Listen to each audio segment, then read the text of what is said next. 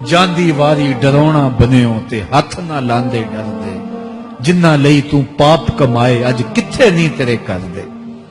آج تو وہ تیرے ساتھ تجھے غسل دینے کے لیے آمادہ نہیں ہے۔ اولا لک فاولا ثم اولا لک فاولا، تیری خرابی آ پہنچی، ہاں تیری خرابی آ پہنچی۔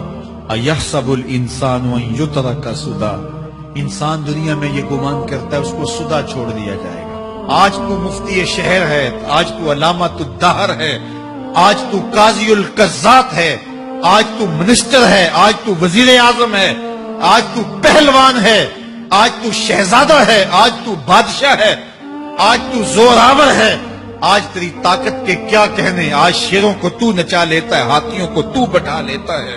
تیری صورت نکھرتی ہے، تیرے ہونٹ گلابی ہیں اور تیری نرگسی آنکھیں ہیں، تیرے ریشمی بال ہیں اور تیری خوبصورت رنگت ہے۔ تو چال چلتا ہے تو لگتا ہے قیامت چل رہی ہے۔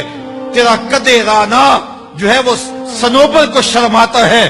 تیری گفتار کے تنتنے ہیں، جس نے اتنی خوبصورت شکل ماں کے رحم میں بنائی، کیا وہ ہڈیوں کو جوڑ کے دوبارہ انسان نہیں بنا سکتا؟ وہ دوبارہ انسان بنائے گا اور پھر تجھے اپنے حضور کھڑا کرے گا۔ اور ایک حدیث میں آتا ہے اللہ بندے کو اپنے حضور کھڑا کرنے کے بعد اپنے سامنے سے ہٹنے نہیں دے گا جب تک 5 سوال نہیں پوچھ لے گا۔ ان عمرہ ہی فیما افنا ہو، اس کی عمر کے بارے میں پوچھے گا کہاں ضائع کی۔ اس کی جوانی کے بارے میں پوچھا جائے گا جوانی کہاں گزار کے آیا ہے۔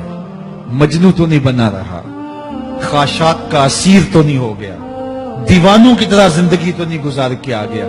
تیری جوانی کسی چوک میں تو نہیں گزری، تیری جوانی آوارگی میں تو نہیں گزری، ساری رات سوشل میڈیا کے اوپر گندگی اور غلاظتیں تو نہیں دیکھتا رہا۔ تیری جوانی گزری کہاں ہے؟ اگر کوئی جواب نہ ہوا تو پھر کیا جواب دے گا؟ اور وہ کتنا خوش نصیب ہوگا جو کہے گا مالک میری جوانی سجدوں میں گزری، میری جوانی قیام میں گزری، میری جوانی رکوع میں گزری۔ جوانوں اپنی زندگی کو مالک کی دہلیز پہ لے آؤ۔ جوانی وہی ہے جو مالک کی چوکھٹ پہ گزرے۔ اپنے دل کا تعلق جوڑو، عشق کرنا ہے تو پھر آمنہ کے لال سے کرو، محبت کا رشتہ ان سے جوڑو، تعلق کا ربط ان سے قائم کرو، جوانی کو دین کی راہ پہ ڈالو۔ اللہ اکبر، سنو میرے حضور کا فرمان، انا حبیب اللہ، میں اللہ کا حبیب ہوں۔ پھر فرمایا الشاب التائب حبیب اللہ، جو جوان جوانی میں توبہ کرے وہ بھی اللہ کا حبیب ہے۔ آؤ اللہ کے حبیب بن جاؤ۔ جب آپ اپنی ساری زندگی اللہ کے نام کر دیں گے تو پھر وہ پوری کائنات تمہارے نام کر دے گی۔ کی محمد سے وفا تو نے تو ہم تیرے ہیں، یہ جہاں چیز ہے کیا لوح و قلم تیرے ہیں۔ ارشاد فرمایا کہ اے ایمان والو، اللہ کی حضور سارے توبہ کرو۔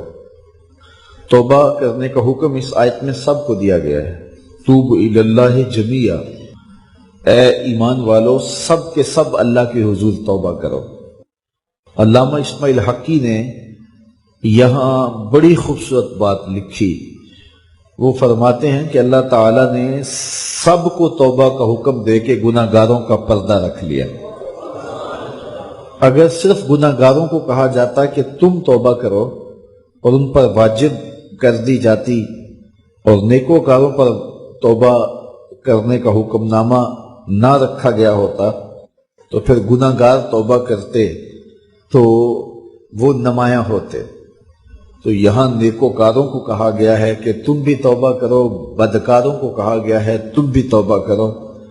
نیک توبہ کریں گے تو درجے بلند ہوں گے، گناہ گار توبہ کریں گے تو گناہ معاف ہوں گے۔ اور رسول اللہ صلی اللہ علیہ وسلم نے کمال کرم فرمایا، حضور خود ایک دن میں 70 مرتبہ سے زیادہ استغفار کرتے تھے اور حضور نے اپنا عمل لوگوں کے لیے چھوڑا۔ تو اللہ تعالیٰ کی یہ کرم نوازی ہے، اس کی صفت ہے کہ وہ ستار ہے، وہ پردہ پوش ہے اور بندوں کو رسوا نہیں کرتا۔ تو اس طرح اجتماعی طور پہ توبہ کرنے کا اس نے ہمیں حکم دیا۔ توبہ ما قبل کے سارے گناہوں کو مٹا دیتی ہے۔ رسول کریم صلی اللہ علیہ وآلہ وسلم نے ارشاد فرمایا التائب من الذنب کمن لا ذنب لہ، گناہ سے توبہ کرنے والا ایسا ہوتا ہے جس طرح اس نے گناہ کیا ہوا ہی نہیں ہے، اس کی زندگی پر کوئی گناہ ہے ہی نہیں۔ توبہ کرنے والا اس طرح گناہوں سے پاک ہو جاتا ہے جس طرح ابھی ماں کے پیٹ سے اس نے جنم لیا ہو۔ بلکہ فرمایا ہم ان کے گناہوں کو بدل کے نیکیوں میں تبدیل کر دیتے۔ تو جب گناہ بدل کے نیکیوں میں تبدیل ہوئے تو جتنا بڑا گناہ گار تھا اتنا بڑا نیکوکار ہو گیا، کیونکہ سارے کے سارے گناہ تبدیل ہو کے نیکیوں میں آ گئے۔ حضور علیہ السلام نے ارشاد فرمایا کل قیامت کے دن ایک شخص اللہ کی بارگاہ میں حاضر ہوگا اور اللہ تعالیٰ اس کو نامہ اعمال دے گا اور فرمائے گا اسے پڑھ۔ تو وہ جب اپنے نامہ اعمال کو پڑھنے لگے گا تو جو بڑے بڑے گناہ ہوں گے تو اللہ سے شرم اور حیا کی وجہ سے وہ نہیں پڑھ پائے گا، تو چھوٹے چھوٹے گناہ پڑھتا جائے گا تو بڑے بڑے گناہوں کو نظر انداز کرتا جائے گا، چھوڑتا جائے گا۔ تو جب وہ سارے گناہ پڑھ لے گا تو اللہ تعالیٰ ارشاد فرمائے گا بندے یہ جو تو نے جتنے گناہ پڑھے ہیں نا میں نے سب کو بدل کے نیکیوں میں تبدیل کر دیا۔ تو وہ جھٹ بولے گا اے میرے رب ابھی تو بڑے بڑے گناہ رہتے ہیں، وہ تو میں نے ابھی پڑھے ہی نہیں۔ فَضَحِكَ النَّبِيُّ حَتَّى بَدَتْ أَنْيَابُهُ، حضور اتنا مسکرائے کہ حضور کی داڑھیں نظر آنے لگی، کہ پہلے گناہ چھوڑتا جاتا تھا لیکن جب کہا کہ یہ تیرے بدل کے نیکیوں میں تبدیل کر دیے تو وہ کہتا مالک ابھی تو بڑے بڑے میرے گناہ رہتے ہیں، میرے تو ابھی بڑے بڑے گناہ رہتے ہیں۔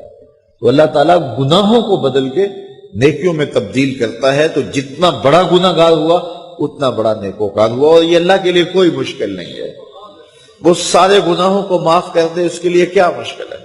اگر سمندروں کی جھاگ سے بھی زیادہ گناہ ہے، رب کہتا ہے میری چوکھٹ پہ آؤ تو صحیح، دامن پھیلاؤ تو صحیح، میری دہلیز پہ آؤ تو صحیح، میں تمہارے سارے گناہ معاف کر دوں، بلکہ بدل کے نیکیوں میں تبدیل کر دوں۔ حضرت عمر کا زمانہ ہے، آپ جانتے ہاتھ میں کوڑا رکھتے تھے، تو آپ جا رہے تھے، ایک شرابی تھا ہاتھ میں، اس نے بوتل شراب کی پکڑی تھی، گلی کا موڑ کاٹا اس نے تو آگے حضرت عمر نظر آئے۔ حضرت عمر تو موقع پہ سزا دیتے تھے، ہاتھ میں درہ پکڑا ہے تو اس نے دل ہی دل میں کہا مالک عمر کے قہر سے بچا لے، پکی توبہ کرتا ہوں آج کے بعد شراب نہیں پیوں گا، اور جلدی سے وہ شراب کی بوتل بغل میں دبا لی۔ حضرت عمر بھی سر پہ پہنچ گئے اور جھڑک کے کہا کہ یہ تیرے پاس کیا ہے؟ تو ڈرتے ہوئے کہا حضرت سرکہ ہے۔ تو عمر سے کہا نکال، تو جب نکالا تو واقعی سرکہ ہو گیا تھا۔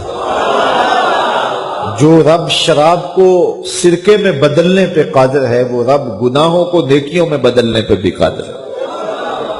تو اس کے در پہ کوئی آئے تو صحیح، جھولی پھیلائے تو صحیح، ہم تو مائل بکرم ہیں کوئی سائل ہی نہیں، راہ دکھلائیں کسے راہ روے منزل ہی نہیں، کوئی اس کی دہلیز پہ تو آئے، اس کی چوکھٹ پہ تو آئے۔